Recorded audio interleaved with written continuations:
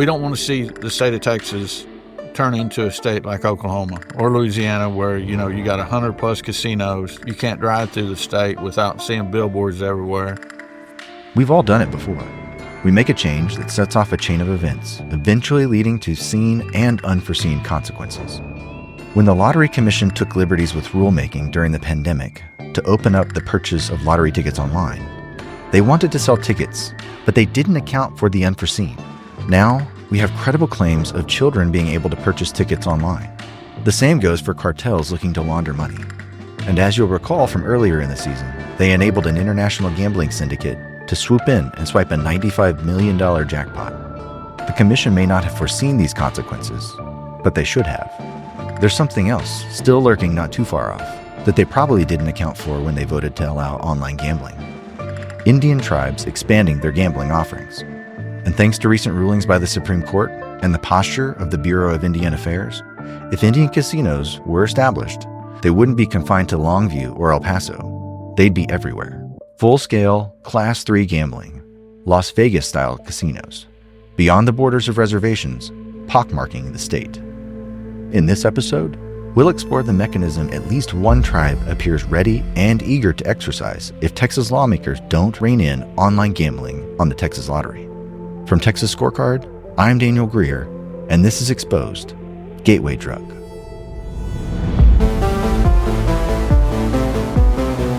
They've completely turned on its head what voters in 1991 could have contemplated when they approved the lottery in this state. Some of the most serious problems America faces today are partially rooted in the truth that lotteries, which are a government program, have turned tens of millions of small earners who could be small savers into a nation of habitual gamblers. And I don't think the state would lose a thing by just shutting them down.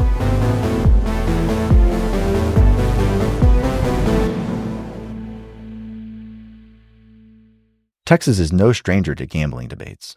Since the late 1970s, lawmakers in Austin have grappled with legalizing bingo, pari-mutuel wagering, which means betting on horses and dog races, the lottery, and more recently, attempts by out-of-state interests to set up casinos and sports gambling. Woven throughout these battles, periodically making its way to the fore, has been the issue of gambling on Indian reservations.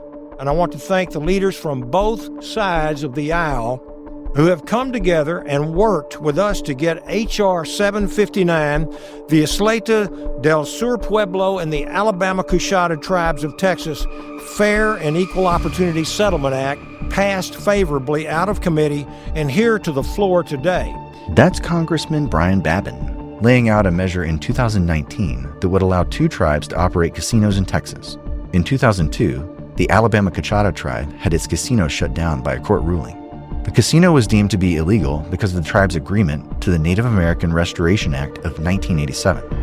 In return for federal recognition, the tribe agreed that it would not sponsor gambling activities that were otherwise illegal in the state of Texas. Then Attorney General of Texas, John Cornyn, closed casinos run by both the Alabama Coushatta and the Tigwa tribes. The tribes argued that they were sovereign nations and that the state's lottery statute allowed them to operate full-blown casinos. The courts disagreed. In 2007, state lawmakers killed a bill to restore gambling rights to the Tigwa and the Alabama Coushatta tribes. Will Hartnett was a member of the Texas House at the time.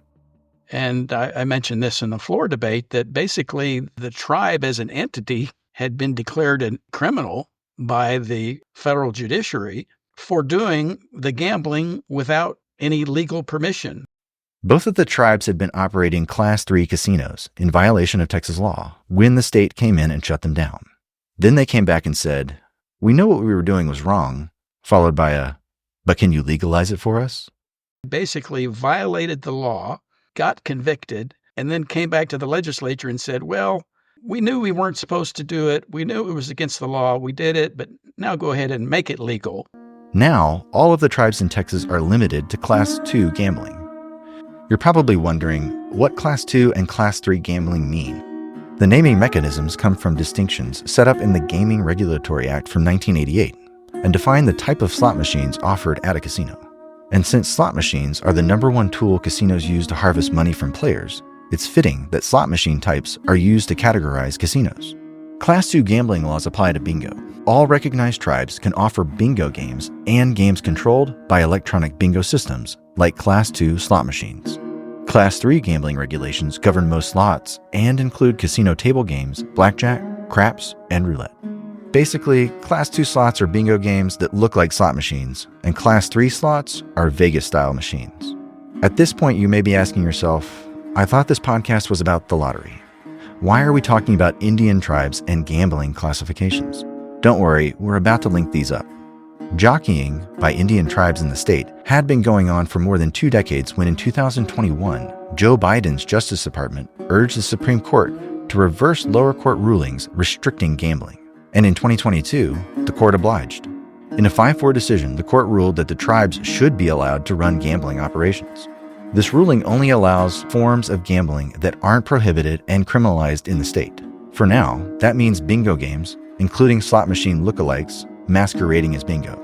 The same ruling had very clear instructions from Neil Gorsuch that gambling activity prohibited by state law is also prohibited on tribal land as a matter of federal law. And this is where we hook back up with the lottery. Rob Kohler, an expert and longtime anti-gambling advocate in Texas, explained how states can inadvertently open the door to Class 3 gambling. There was never a point in time that said, hey, guys, hear me out. I mean, let's put us a casino just about in every little dot in the state. That's not how it happened. They jumped in once the Class 3 was pierced.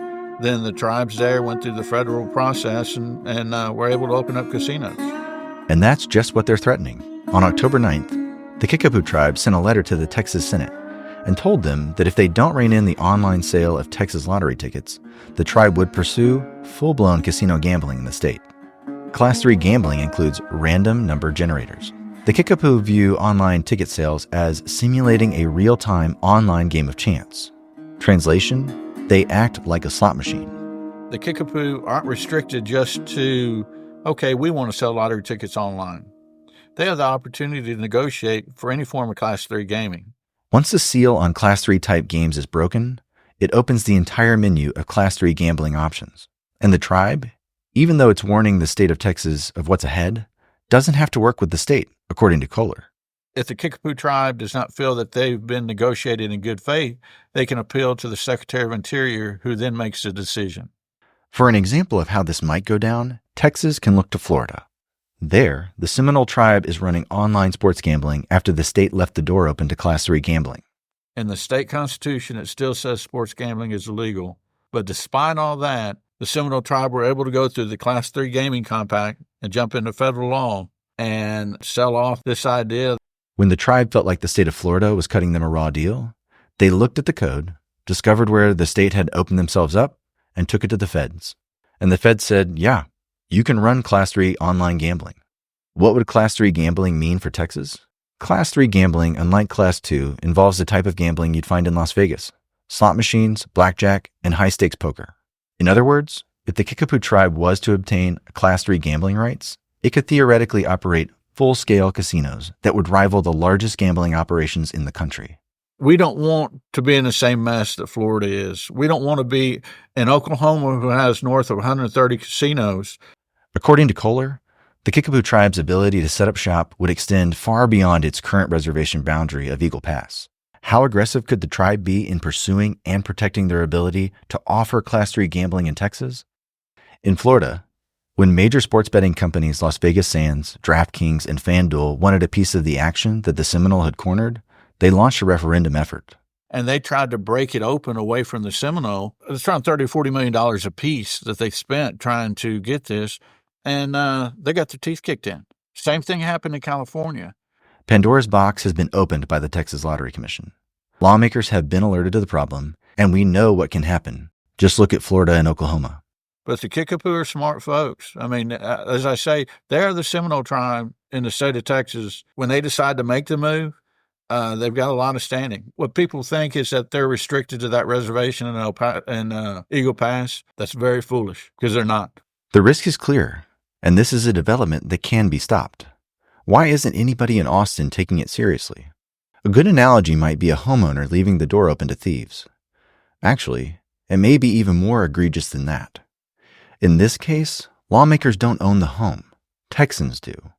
Lawmakers have been entrusted to protect it, but they'd left the door wide open, and the neighborhood is crawling with special interests who want to strip the state of its culture for a quick buck. Texans aren't clamoring for the crime and destitution that come with casinos scattered throughout the state. But that's precisely what they might get thanks to the action of the Lottery Commission and the inaction of lawmakers, including the governor, to stop online gambling. Don't get the scratch-offs. Oh, no. You get a scratch until your nails turn black underneath, and you're not going to even win $1. Join us next time as we delve into the predatory nature of the lottery and how it's engineered to give hope, even though the odds are hopelessly stacked in the state's favor.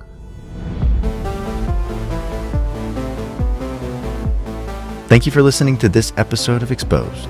We'd like to thank Will Hartnett for participating in an interview for this podcast, and a special thanks to Rob Kohler for sharing his knowledge of the Texas Lottery.